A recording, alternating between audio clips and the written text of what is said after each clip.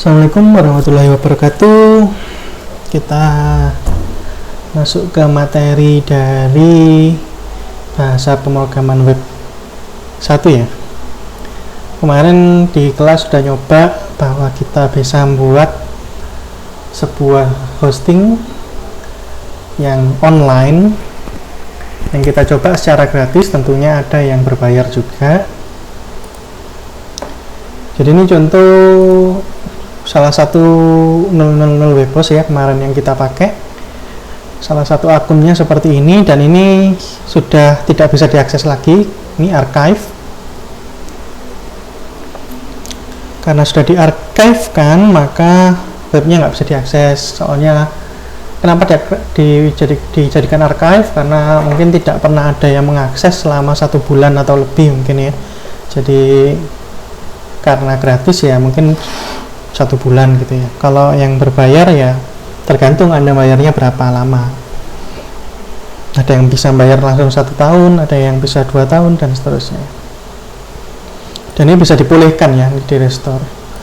Cuma tentunya tidak berarti bisa dijagani gitu ya. Saya ulang lagi, ada restore ini bisa dikembalikan, bisa dipulihkan gitu ya. Tapi tidak menjamin pasti akan selalu berhasil. Terutama kalau misalnya sudah lama ya mungkin fitur restore ini tidak bisa dipakai lagi gitu ya. Terus ini, jadi kemarin kita nyoba di 00 webhost, ini salah satu yang lain, ada Dominisia. Jadi kalau kita habis login ini bisa mengakses ke control panel, cPanel ya, cPanel. Kalau di sini ini juga ada pilihannya seharusnya, cuma ini mungkin belum bisa ya. Tadi sudah saya restore tapi mungkin prosesnya masih lama. Jadi intinya kita masuk ke control panel. Ya dicari aja lah control panel di mana, di setelah login Anda cari control panelnya. Sebenarnya yang 00 webhost ini lebih mudah nyarinya karena nggak bayar ya. Karena di sini ada billing, apa ini kan buat yang bayar. Sedangkan karena di sini nggak bayar, maka biasanya langsung ada pilihan control panel atau file manager dan lain sebagainya. Jadi kalau file manager di sini ini ada file manager, kalau mau akses file manager langsung. Nah ini yang di sini bisa langsung akses database ya, pakai PHP MyAdmin. Pak Tholib sudah ngajarkan ya di basis data 1 bisa membuat web pakai PHP MyAdmin. Saya lihat ada videonya di YouTube Unwaha. Atau nggak pakai PHP MyAdmin, langsung akses database-nya dari sini juga bisa. Tapi ini kapan-kapan. Jadi kita butuh akses control panel supaya bisa mengakses database ini ya. Akses database, membuat subdomain dan lain-lain. Tapi membuat subdomain ini cuma khusus untuk yang berbayar ya. Karena kita tidak bayar alias gratis, subdomain ini nggak bisa dipakai ya. Tuh, jadi kalau ini di control panel tampilannya seharusnya kurang lebih mirip ya, yang di 00 webhost juga seperti ini. Nah, yang perlu dilihat ada ini ya, kita bisa akses PHP MyAdmin, MySQL database, dan ini yang mungkin penting untuk diakses untuk bisa membuat database, ngedit database, nambah tabel dan lain sebagainya. File manager ini yang kita akses kemarin ini ya. Yuk kita buat di sini ada public HTML ya. Gitu. Di dalamnya ada file-file dari web kita itu. Nah, kalau yang di apa namanya? Yang blog yang diberikan Unwaha di servernya Unwaha, setelah login tampilannya seperti ini ya, sama aja sih control panel ya. Ini Anda bisa di database, ini database-nya bisa Anda edit gitu, atau bisa masuk file manager. Yang biasanya sering diakses ya dua itu ya, tentang database dan file manager. File manager untuk ngatur file-filenya. Sekali lagi ini langsung diarahkan ke public HTML, kalau yang biasanya kan enggak ya. Tapi kalau di sini langsung diarahkan ke public HTML. Jangan ngotak-ngatik yang ada di luar ini ya, karena ini diperuntukkan untuk WordPress-nya. Kalau Anda mau membuat untuk web Anda, buat folder baru di sini ya. File, new directory. Di situ nanti Anda masukkan di directory yang baru, Anda masukkan apa gitu ya. Oke. Jadi itu tambahan dari materi pendalaman yang di kelas yang kita lakukan secara online kemarin. Kemarin juga pernah nyoba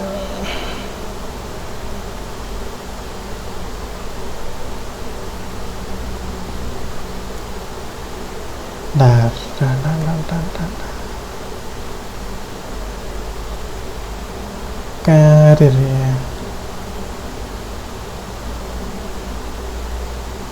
Kayaknya bukan ini. Harusnya bukan ini. Nah. Berpikir. Nah, kita pause dulu. Harusnya bukan ini. Nanti kita masuk mungkin di akun yang berbeda ya. Kita cari dulu akunnya. Oke, ini yang ini jadi ada folder-folder dan file-file punyanya WordPress ya, nih WP ini ya. Di sini saya membuat folder baru tugas web 2 gitu. Di sini saya bisa isi macam-macam. Saya misalnya membuat file baru, ini ada directory lagi. Tugas web 1 misalnya. Saya kasih kayak kemarin ya, kita belajar create new file index.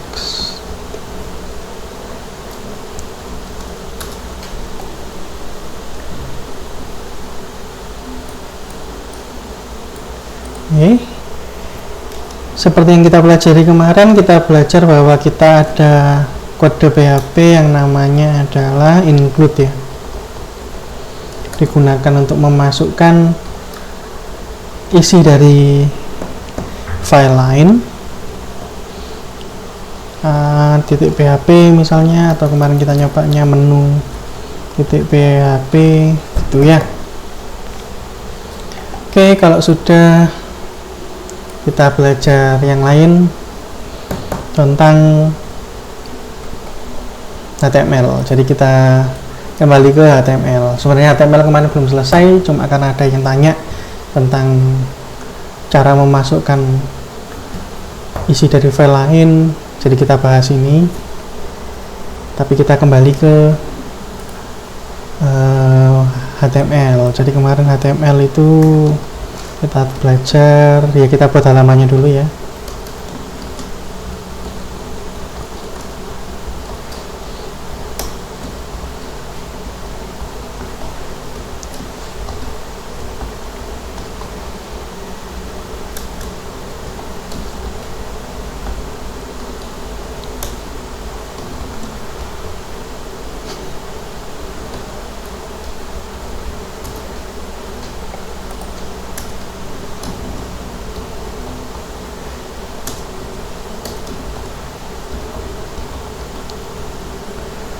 Oke, kurang lebih seperti ini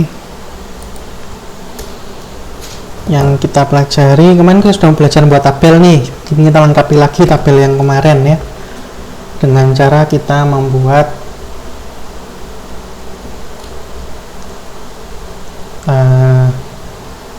tabel yang lebih baik lagi,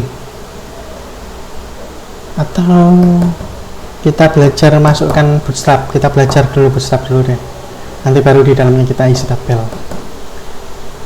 Tapi itu dua hal yang berbeda. kita belajar bootstrap aja deh. Oke.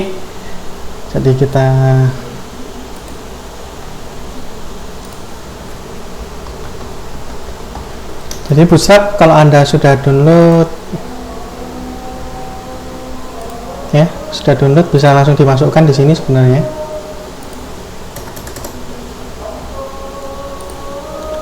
Save dulu, harusnya di sini sudah ada.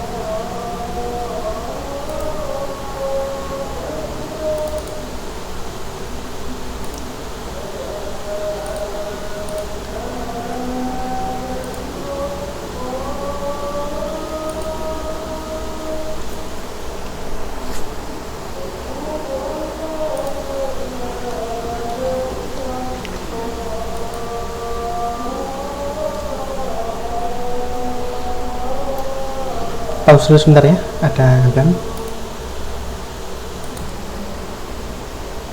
Yuk kita lanjutkan.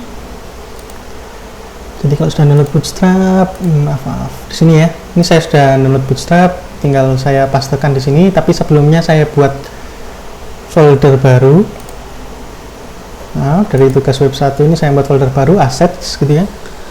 Nanti biar semua saya taruh sini, gambar apa yang dibutuhkan oleh web saya taruh sini. Jadi bisa paste kalau di enaknya gitu ya. Enaknya seperti itu. Jadi ada dua cara untuk masukkan Bootstrap di dalam sebuah halaman web ya. Cara pertama yang gampang dulu. Ini kita edit. Yaitu di dalam head ini kita bisa masuk ke websitenya Bootstrap ini sendiri. Get started ini yang kita lihat dulu ya, 51 ya, benar ya, kita pakai Bootstrap yang 5. Jadi kita bisa tinggal ini sudah ada. Ini adalah CDN, istilahnya adalah kita sudah punya file yang ditaruh secara online, file yang ditaruh di servernya entah di mana nih. Di sini nama servernya JS Deliver ini ya. Ini ada filenya, kita tinggal masukkan aja ke sini. Jadi yang perlu dituliskan sebenarnya adalah sama kayak masukkan CSS biasa, yaitu link diikuti href sama dengan lalu alamatnya gitu ya. Cuma karena ini online, ini ada tambahannya. Rel ini juga harus ditulis ya. Integrity ini yang tambahan, integrity itu tambahan. Cross origin ini juga adalah tambahan kalau kita pakai yang CDN tadi. Terus ini JavaScript. Sebenarnya kita pakai JavaScript bundle karena di sini ada dua JavaScript miliknya Bootstrap itu sendiri sama JavaScript miliknya ini Popper ya. Popper itu apa? Ini saya besarkan ya. Popper itu apa? Popper itu untuk pop over. Jadi kalau kita memunculkan sesuatu nanti munculnya secara ada animasinya gitu ya. Memunculkan sama menutup sesuatu itu ada animasinya. Nah, yang menghandle itu adalah di luarnya punyanya Bootstrap. Jadi Bootstrap ini mengambil JavaScript-nya dari luar gitu ya, outsourcing gitu ya. dari Popper.js ini. Jadi dua ini mau dia masukkan satu-satu kayak gini bisa, atau pakai yang sudah dibundle. Nah, untuk JavaScript, kalau tadi CSS ini dimasukkan di head, kita ingat CSS ada 3 cara masukkannya ya, inline, internal sama eksternal. Nah, yang kayak gini kan termasuk eksternal ya.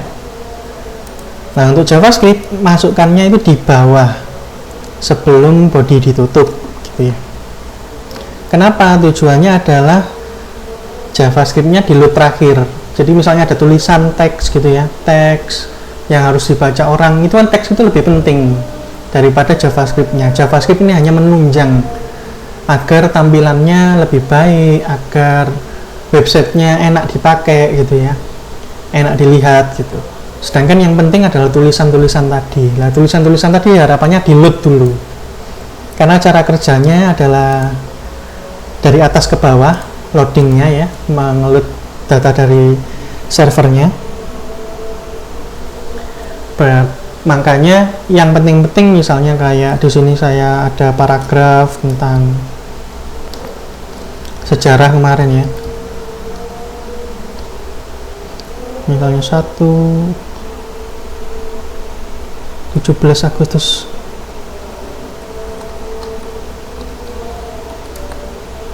45 adalah bla bla bla bla misalnya ya, ini yang lebih penting. Nah, JavaScript-nya itu di load terakhir sekali gitu ya, jadi di akhir sekali. Jadi ketika body sebelum ditutup ini kita masukkan JavaScript-nya gitu. Sama kayak tadi, mungkin masukannya beda ya. Kalau tadi CSS itu link, kalau script ini untuk memasukkan JavaScript, script src ya, link href script src. Itu tentunya kalau link ini Anda lihat nih ya, link ada nggak link penutupnya? Tidak ada ya. Jadi link ini adalah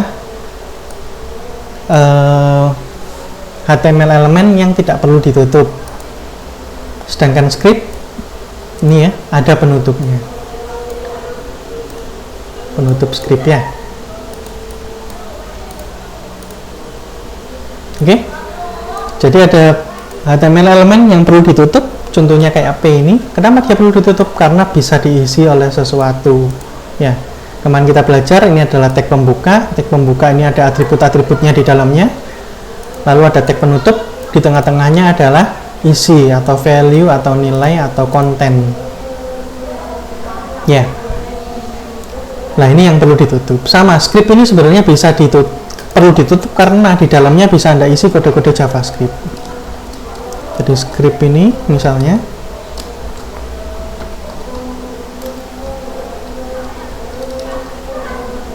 ini Anda bisa dokumen.write apa gitu ya.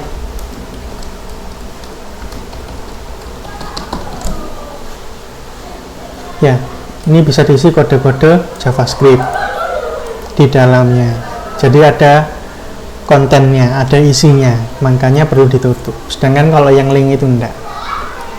Ya, apalagi yang nggak perlu ditutup, BR itu untuk ganti baris ya. Kemarin sudah belajar.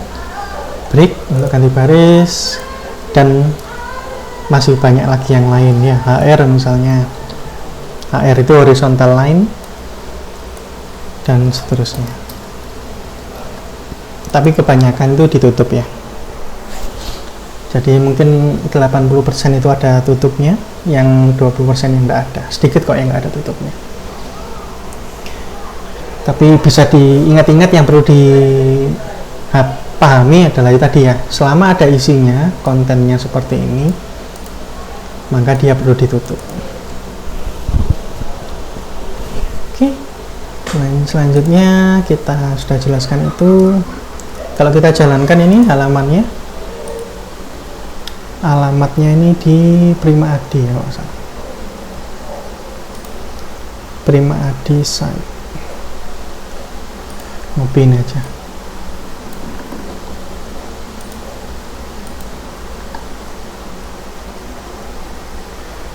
Nah, ID garis miring tugas web 1 ya, ini ya, tidak ada yang berubah, tidak ada bedanya. Tidak tahu kita bahwa bootstrapnya tadi sudah berhasil di load atau belum ya, kita belum tahu. Cara tahunya adalah kita bisa klik kanan, view page source atau bahasa Indonesianya apa gitu, atau pakai browser yang lain namanya apa saya tidak ngapalkan ya, silahkan dicari sendiri. Intinya adalah kita melihat kode HTML-nya dari halaman ini ya, kita lihat. Nah, ini ya, ini adalah kode halamannya. Coba kita klik aja. Jadi ini kan link menuju ke source di luar ini ya. Jadi kita klik. Nah, kalau muncul seperti ini, berarti kita sudah berhasil memasukkan kode-kode Bootstrap ke halaman web kita. Begitu juga yang bawah ini, Anda klik coba. Sama, kalau munculnya seperti ini, maka kita berhasil memasukkan kode-kode JavaScript ya. Kalau yang tadi ini CSS, kode-kode CSS, yang ini kode-kode JavaScript yang kita butuhkan untuk menjalankan Bootstrap, baik JavaScript-nya Bootstrap itu sendiri maupun tadi Popper JS-nya. Oke, itu cara yang pertama sudah kita coba dan kita sudah buktikan bahwa jalan. Sekarang kita nyoba cara yang kedua, yaitu dengan yang kita download tadi. Kita download, kita hapus ini ya, atau kita hapus sampai sini. Style sheet-nya kita pertahankan, saya taruh di depan biar lebih kelihatan kalau ada relnya. Ini penting ya, style sheet, rel style sheet ini kadang kalau nggak ada itu nggak jalan. Nah, lalu kita akses pakai cara pet. Kemarin kita sudah belajar pet, bahwa foldernya ini, sekarang file kita index.php ini ya, berada di folder yang sama dengan folder aset. Berarti kita nggak usah kasih garis miring lagi, langsung aja kita akses foldernya. Assets, pakai S kalau saya buatnya tadi. Garis miring, kita coba buka, di dalam assets ada apa? Ada folder bootstrap 5. Bootstrap 5. Kalau Anda mungkin namanya bukan bootstrap 5 ya, setelah diekstrak namanya jadi bootstrap panjang gitu. Nah, itu saya rename lagi namanya jadi bootstrap 5. Jadi lebih gampang nulisnya gitu ya. Ini di dalamnya bootstrap 5 ada apa? Nah, langsung ada 2 folder ini saja. Jadi kalau Anda di dalamnya masih ada bootstrap 5-nya lagi, ya mungkin itu dikeluarkan aja biar nggak usah terlalu masuk ke folder yang terlalu dalam.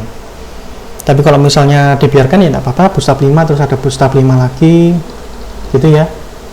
Kalau misalnya di punya Anda di folder yang Anda download seperti itu, atau Anda bisa lihat di sini ya. Jadi dari aset ini masuk ke bootstrap 5, dari aset masuk ke bootstrap 5, lalu masuk ke CSS. Jadi yang di dalam head ini yang CSS kan ya, CSS. Lalu nama filenya, kita lihat nama filenya apa. Ini Anda bisa copy paste aja. Dari banyak ini yang dipakai sebenarnya cuma satu ya, ada 2 pilihan, bootstrap.css ini ya, tapi bootstrap.css itu seperti ini ya. Ini bentuk yang bisa dibaca oleh programmer, oleh Anda gitu ya, oleh manusia. Kenapa? Kemarin kita sudah bahas, karena ada enter-enternya nih ya, ada enter, terus ada indentasi. Ini bentuk yang bisa dibaca oleh manusia. Tapi ukuran filenya adalah 200 KB. Ada yang lebih kecil, yaitu bootstrap min.css. Kita cari bootstrap min.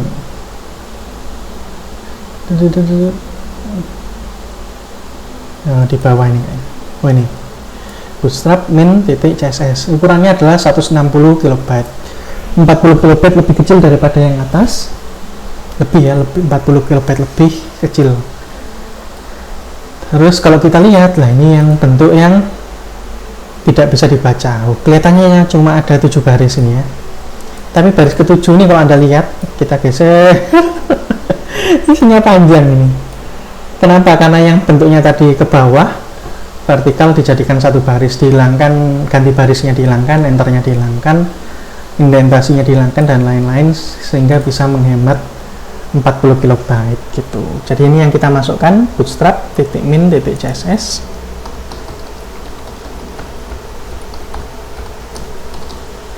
Ya, itu untuk bootstrapnya sendiri sudah kita masukkan. Sekarang yang JavaScript-nya, ini JavaScript-nya, filenya sama kayak tadi ya.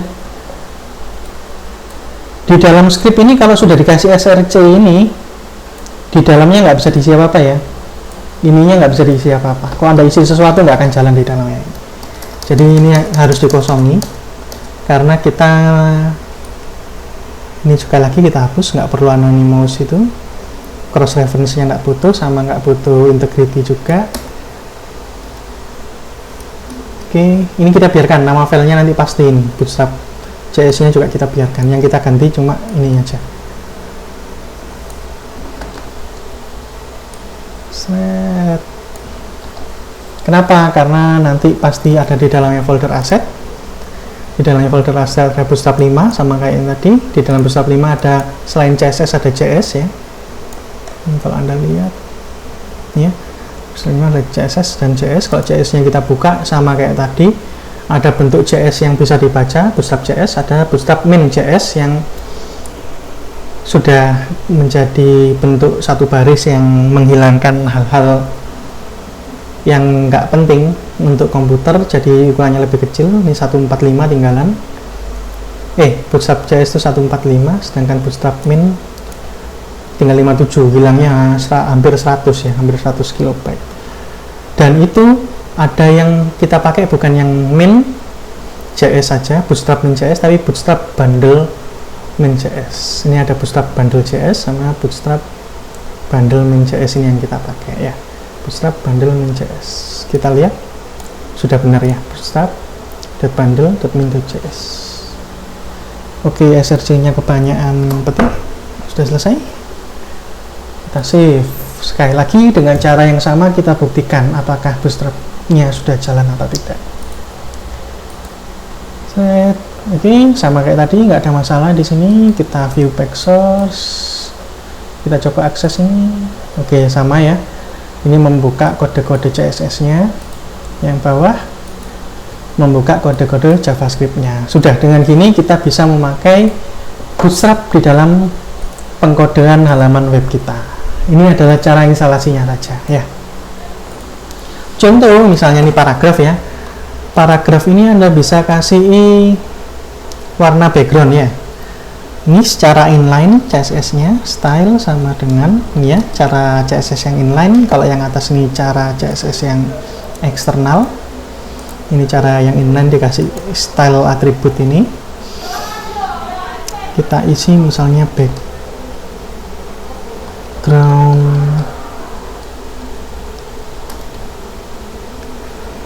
blue, background titik 2 blue titik koma, color untuk warna dari tulisannya kita mau warnanya white ya,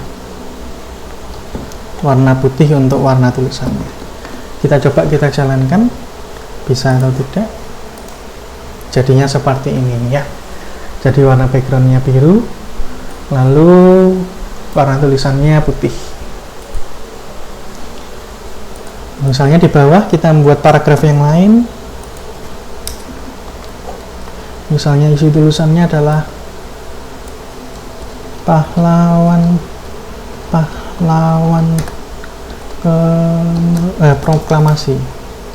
proklamasi di antaranya bla bla bla gitu ya. Nah, kita nggak pakai kode CSS, tidak pakai style juga. Untuk menggunakan Bootstrap kita menggunakan class.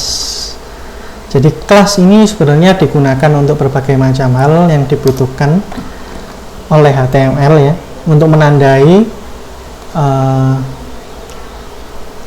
HTML elemen ini termasuk pada kelompok yang mana gitu ya.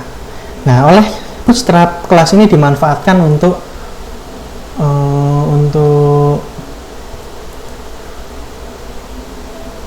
apa ya, sebagai penanda tampilan gitu ya. Jadi kelas, sekali lagi saya ulangi, kelas ini seharusnya oleh HTML digunakan untuk mengelompokkan ini termasuk kategori apa sih gitu. Misalnya ada paragraf misalnya penting gitu, maka dikasih kelas penting seperti ini. Jadi semua hal yang penting, nggak harus paragraf, pokoknya hal yang penting bisa dikasih kelas penting. Lah, itu artinya adalah mereka dikelompokkan sebagai HTML elemen yang penting. Nah, itu misalnya. Atau saya kasih kelas yang keterangan tambahan gitu ya. Atau apa? Intinya HTML elemen bisa diberi kelompok supaya apa? Sebenarnya nggak ada efeknya dari tampilan dan lain-lain, tidak ada efeknya, hanya untuk mengelompokkan saja supaya mudah bagi programmernya, juga bisa digunakan untuk JavaScript gitu, bisa digunakan untuk CSS lah. Jadi kegunaannya macam-macam, bisa digunakan oleh programmernya untuk memudahkan dalam mengkategorikan elemen-elemen, bisa digunakan oleh JavaScript, bisa juga digunakan oleh CSS lah. Misalnya gini nih, semua yang penting tadi dikasih warna tulisan merah. Nah, ini Anda bisa seperti ini. Tadi kita bahas ini ya, tabel, maka kita praktekkan tabel juga. Tableau ya tulisannya. Ini skipnya saya enter biar kelihatan di bawah. Oke, sekarang paragrafnya sudah ada di dalamnya tabel. Tapi ini bukan paragraf lagi, nanti saya ganti ya. Sekarang saya beritahu bahwa di dalam TR ini ya, bahwa ada baris di dalam tabel ini, ada TR baris gitu ya. Ini adalah baris pertama. Sekali lagi, baris pertama nggak boleh diisi oleh data. Yang harus ada di dalamnya baris adalah TD. Nah, TD-nya ini yang berupa data. Jadi P-nya kita ganti dengan TD. Kebalik ya, TD strip TD, bukan TD strip. Begitu juga yang bawah ini juga saya masukkan ke dalam baris. Kalau yang tadi atas baris pertama, ini baris kedua berarti ya. Baris kedua sama TD data ya. Ini juga bukan P tapi TD. Jadi ini adalah contoh dua baris dalam sebuah tabel. Jadi kalau Anda mau nambah baris lagi, ya tinggal nambah TR lagi di bawahnya gitu ya. Begitu seterusnya. Ingat, di dalamnya TR kalau mau ngasih data baru, ngasih tulisan, ngasih gambar dan lain-lain, harus buat PD dulu. Oke, kalau kayak gini kita coba jalankan. Yang penting ini, oh ya, kalau gitu kita nyoba yang internal tadi. Jadi kita sudah nyoba inline CSS seperti yang ini, namanya inline CSS. Yang ini eksternal. Nah, yang disebut internal itu yang seperti ini.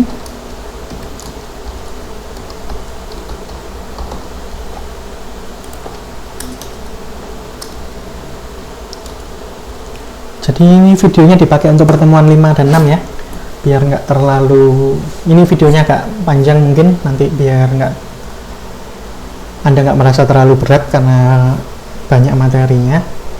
Jadi ini satu video untuk 2 minggu ya, 2 pertemuan.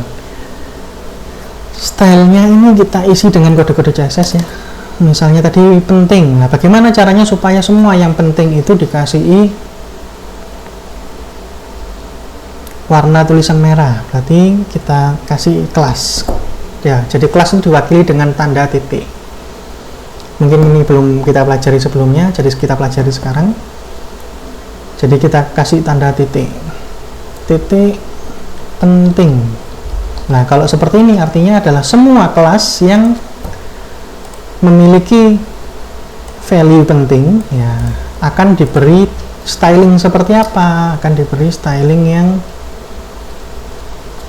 misalnya tadi warnanya aja ya, color sama dengan red titik 2 ya, bukan sama dengan. Kita coba jalankan dulu sih ini sebelum kita belajar yang lain ya. Jadinya kayak gini ya, pahlawan programasi, diantaranya titik-titik ini diwarnai merah karena memiliki kelas penting gitu. Jadi kalau ada kelas lain, bukan kelas lain, misalnya ada HTML elemen lain yang sama pentingnya gitu, misalnya di bawahnya ini ada catatan gitu ya, sama-sama pentingnya. Ini mungkin paragraf juga, nggak apa-apa, tapi bukan paragrafnya yang penting, tapi ada B-nya ini yang penting.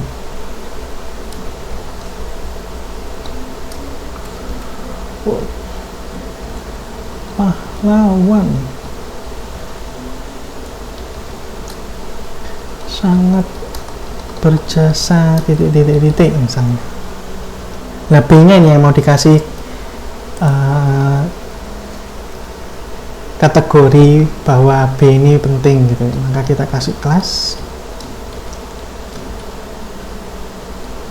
penting gitu ya. Kita coba jalankan lagi, sudah kita save. Nah, pahlawan sudah di bold, tebal, boldnya dikasih kelas penting tadi, maka akan memiliki tulisan merah karena sudah menggunakan kode CSS seperti ini ya. Jadi ini yang namanya CSS internal. Internal itu apa? Tidak ditaruh langsung di dalam ininya, tidak langsung ditaruh di dalam HTML elemennya, tapi ditaruh di dalam head. Gunanya apa? Nah, nanti kalau ada 2 atau lebih HTML elemen yang membutuhkan styling yang sama, contohnya ini ya, sama-sama membutuhkan warna merahnya, maka kita bisa menggunakan cara seperti ini. Jadi tidak perlu membuat yang yang satu-satu diisi gitu ya, tidak satu-satu dikasih styling gitu, padahal isinya sama gitu. Karena itu bisa seperti ini. Jadi kelas itu pakai tanda titik ya teman-teman. Titik itu digunakan untuk mewakili kelas. Kelas lalu value-nya adalah apa gitu. Kelas berarti titik, penting ini ada value-nya ini ya, dikotai oleh Visual Studio Code. Bukan ya, ini pakai editornya yang di blok, penting gitu ya. Oke. Nah, itu salah satu selektor ya namanya. Caranya memilih. Saya mau milih yang ini yang dikasih warna merah. Nah, berarti bisa pakai kelasnya. Jadi kalau Anda mau memberi warna lebih dari satu hal atau memberi styling lebih dari satu hal, bisa menggunakan kelas. Jadi satu styling bisa digunakan banyak kali.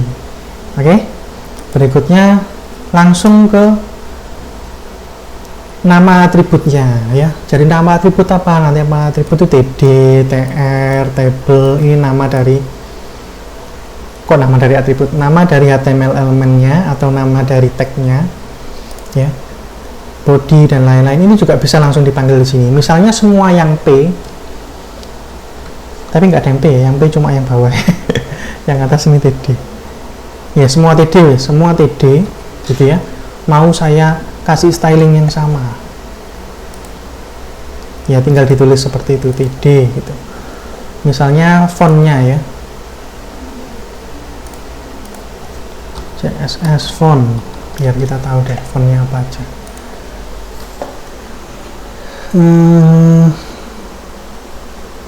Ini yang agak aneh nih ya,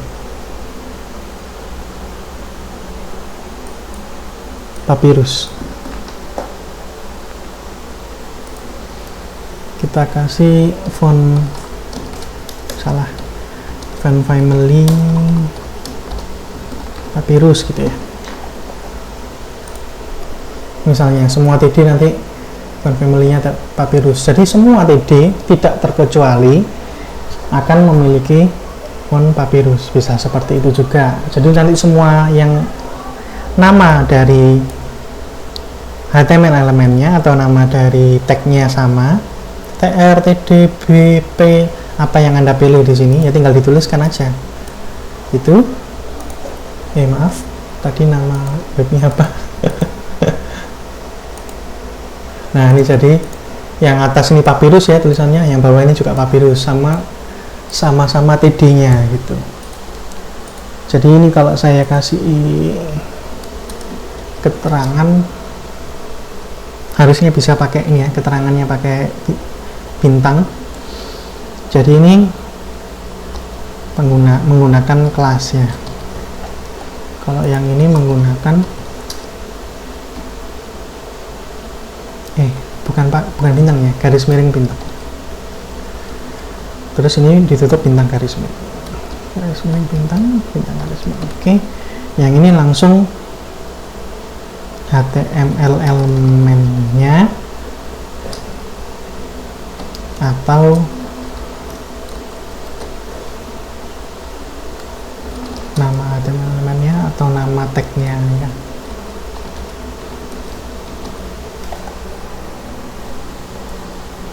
Nah, dengan gitu Anda paham. Ini selektor ya. Selektor itu ada banyak. Yang saya sebutkan di sini baru 2, yaitu kelas, terus ada yang berdasarkan nama dari tagnya atau nama elemennya. Oke, tidak masalah. Ada satu lagi nih, ID. ID itu mirip dengan kelas.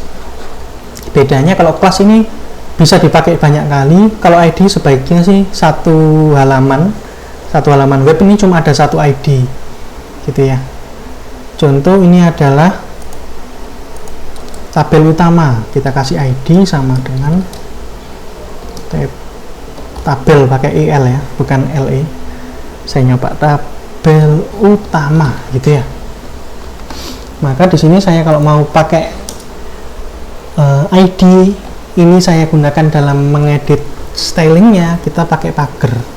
Jadi ID ini diwakili dengan tanda pagar. Tabel utama,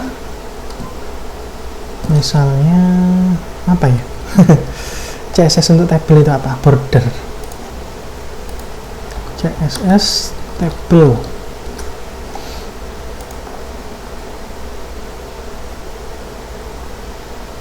Ini ya, border. Terus kita pakai ini biar ada bordernya, oke? Tapi ini THTD-nya, TD-nya yang dikasih border. Kalau ini tabelnya yang dikasih border gimana? Kita coba ya. Ini yang dikasih border adalah tabel TH dan TD. Nggak paham Anda? Kalau Anda belum tahu. Ya, pokoknya intinya tabelnya sekarang kita coba. Kita kasih seperti ini. Tabelnya saja, bukan THTD-nya. Hasilnya seperti apa? Apakah beda dengan contoh di situ? Ya, beda. Tabelnya saja yang dikasih border. Kalau dikasih border TRTD-nya jadi kayak yang ini ya. Jadi luarnya dikasih border, terus TD-nya juga dikasih border. TH sama TD yang dikasih border. TR itu nggak bisa dikasih border. Row itu nggak bisa dikasih border. Kenapa? Saya juga nggak tahu. Setahu saya nggak bisa. Kita coba deh, TR-nya kita kasih border. Ya, jadi ini ya, satu halaman, kalau bisa ID ini cuma ada satu ya, bukan ID-nya cuma ada satu, misalnya ID tabel utama. Nah, tabel utama ini cuma ada satu di dalam satu halaman ya. Jangan sampai di dalam halaman ini ada tabel utama lagi yang lain gitu. Kalau ada tabel utama lagi, berarti harusnya namanya bukan tabel utama, harusnya tabel styling atau apa gitu, dan kita tidak pakai ID tapi pakai kelas gitu ya. Intinya kelas itu ada lebih dari satu dalam satu halaman. Kalau ID adalah untuk hal-hal yang cuma ada satu dalam satu halaman. Oke? Misalnya tadi kita nyoba TR-nya kita kasih. Bagaimana caranya? Nah, ini kita bisa gini, tabel utama spasi TR.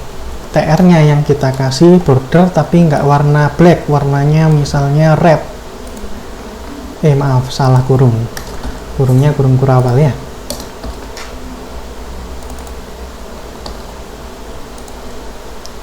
Nah, spasi ini mewakili apa? Mewakili bahwa TR ini adalah TR yang ada di dalamnya yang kirinya ini. Jadi di dalam tabel utama ada TR. Nah, TR-nya yang diberi styling. Jadi spasi digunakan untuk sesuatu di dalamnya yang ada di kiri tadi.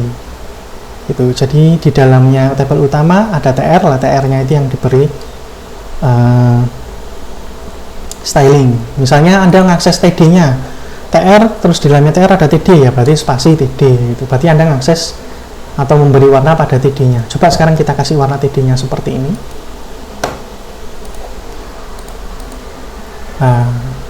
Karena TD-nya cuma ada satu, maka itu tabelnya apa, tabel space apa namanya, border bukan border collapse. Lawannya border collapse itu apa?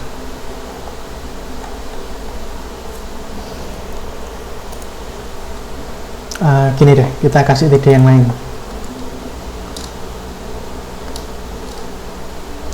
slash TD tanpa slash. Ini kita kasih tulisan apa ya, sejarah. Sama kita kopikan TD yang atas ini ke bawah, sama-sama sejarahnya. Kita coba lihat. Kok masih kolaps ya? Biar nggak kolaps gimana ya? Ini kan ada jaraknya ya.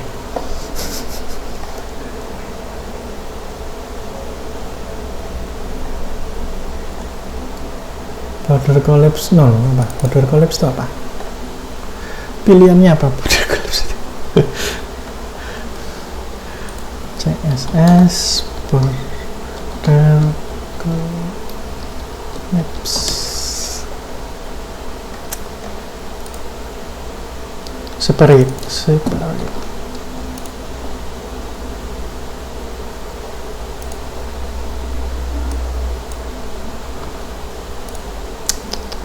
di mana di border,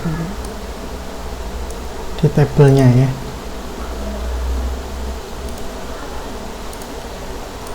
Atau ya jadinya gitu ya, merah, TD-nya yang warna merah sekarang ya, TD-nya yang warna merah kan lebih kelihatannya, TD-TD-nya ini yang warna merah. Kenapa? Karena ini di dalamnya tabel utama ada TR, di dalamnya TR ada TD, lah TD-nya ini yang kita beri style. Jadi yang paling terakhir ini yang diberi style ya. Tabelnya ini nggak kita rubah, TR-nya nggak kita rubah di sini ya. Di sini, di baris ini kita tidak merubah tabel utama, tidak merubah TR. Yang kita rubah adalah TD-nya, itu ya. Kalau TR-nya gimana? Kita coba TR-nya. Kita ini biar urut ya. Kita kasih warna yang beda. Misalnya warnanya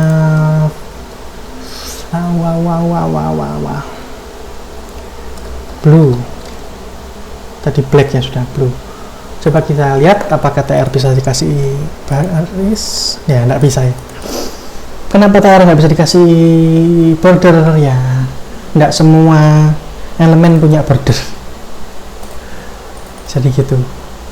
TR-nya nggak bisa dikasih baris. Walaupun harusnya kalau bisa dikasih itu enak ya. Jadi saya pengen mau dikasih garis bawahnya saja nih. Jadi nggak usah di kotak-kotak gini, saya mau garis bawahnya saja, ya nggak bisa ya. Kalau kita mau pakai TR, kalau pakai TD bisa nggak? Bisa sih sebenarnya. Border.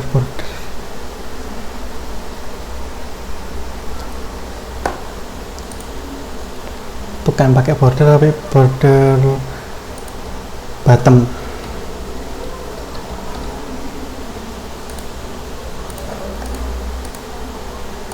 Nggak jalan.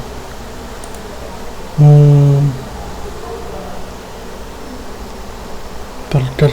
Oh ya, TR nya yang saya rubah TR nya, bukan TD-nya.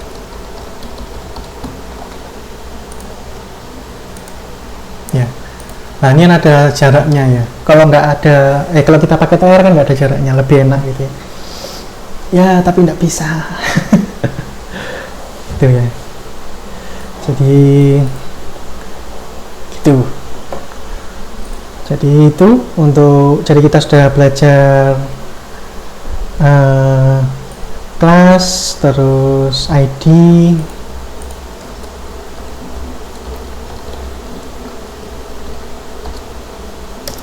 terus kita belajar sama spasi ya. Spasi ini digunakan untuk mengakses isinya, bukan dianya tapi isinya yang mau saya rubah gitu ya.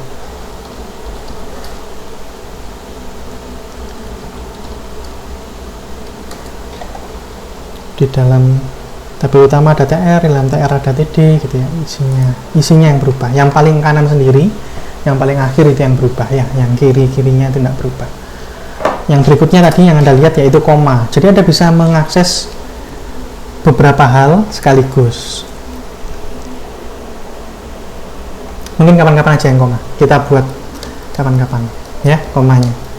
Kita tunda dulu. Jadi dengan ini dulu. Silahkan Anda coba-coba nih CSS-nya ya. Tapi kita mau belajar Bootstrap. Ya, kita belajar Bootstrap. Contohnya saya punya H1 di sini.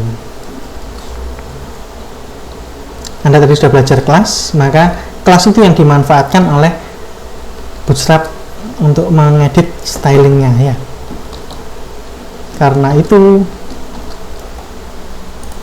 bisa seperti ini. Kelas kita kasih nama atau ID deh, kan ini ya Bootstrap, berarti harus pakai kelas, nggak bisa pakai ID. Apa ya? Mungkin kita kasih dia rata tengah. Kalau rata tengah kita bandingkan dengan styling yang sama ya.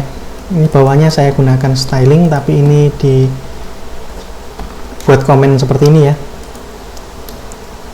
Jadi kalau style nanti seperti apa, kalau yang atas ini punyanya Bootstrap seperti apa.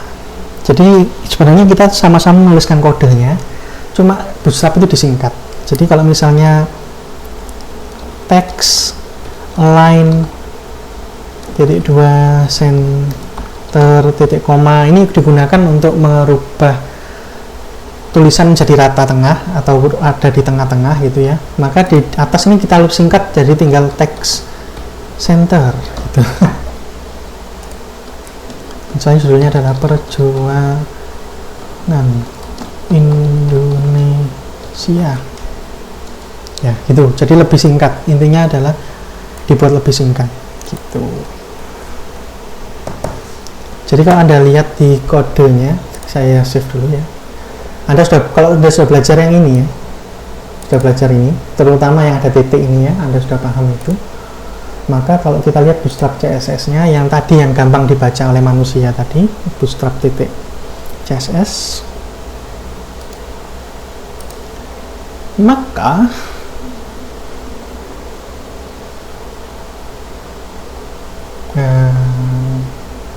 nih dia sudah mengakses body, itu sudah dikasih, tadi kita tahu body itu langsung ada nama dari HTML elemennya atau nama dari tagnya. Body ini sudah dikasih styling sendiri, HR sudah dikasih styling sendiri.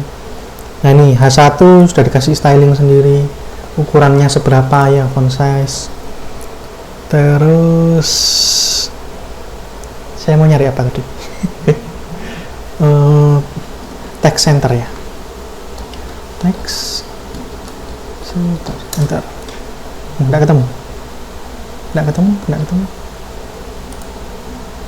Oh, bukan garis bawah tapi garis tanda melengkung. Nih ya, adalah sebuah kelas text center. Jadi intinya adalah Bootstrap itu sudah menyiapkan kode-kode CSS sehingga kita tinggal panggil. Jadi kita seakan-akan punya, mana tadi?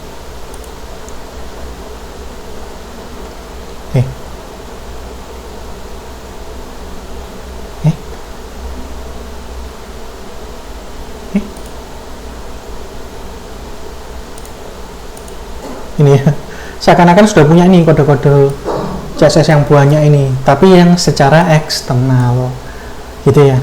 Nah kita tinggal manggil, kurang lebih Bootstrap itu seperti itu. Misalnya text center, terus kita mau ngasih background ya, sama kayak tadi, background color blue nih ya, terus tulisannya white.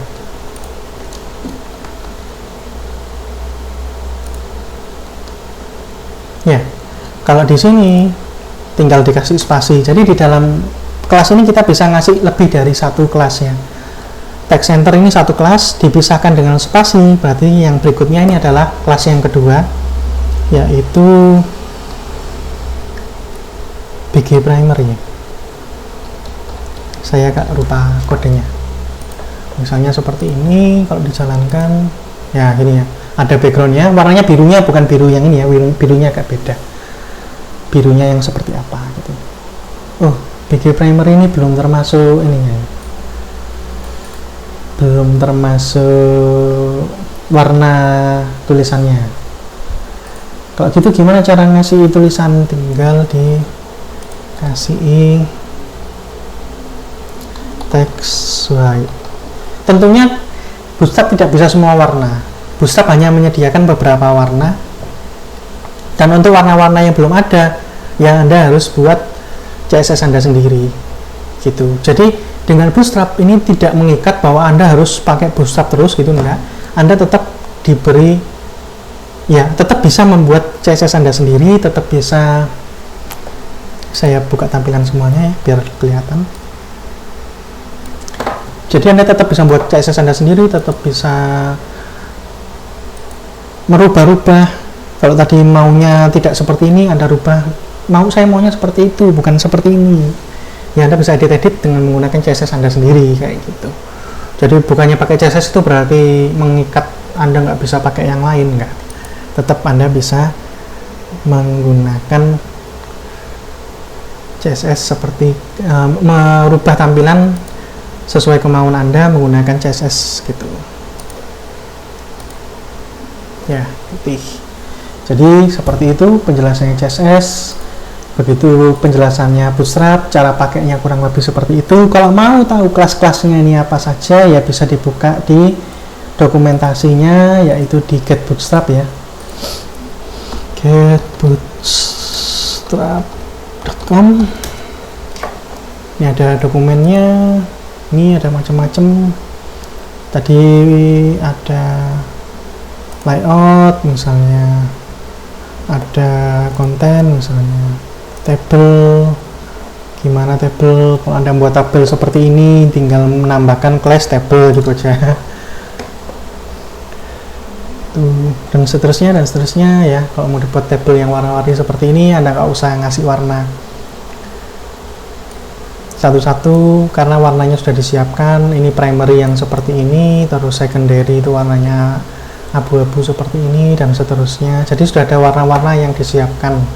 Jadi tidak bisa semua warna bootstrapnya. Saya ingatkan sekali lagi, kalau Anda mau pakai warna Anda sendiri yang belum disiapkan oleh Bootstrap, ya bisa Anda tambahkan warna Anda sendiri dalam CSS-nya.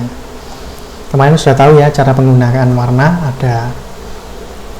ada yang RGB, ada yang HSLA ya, HSLA, ada yang pakai pagar itu, pakai heksadesimal gitu ya.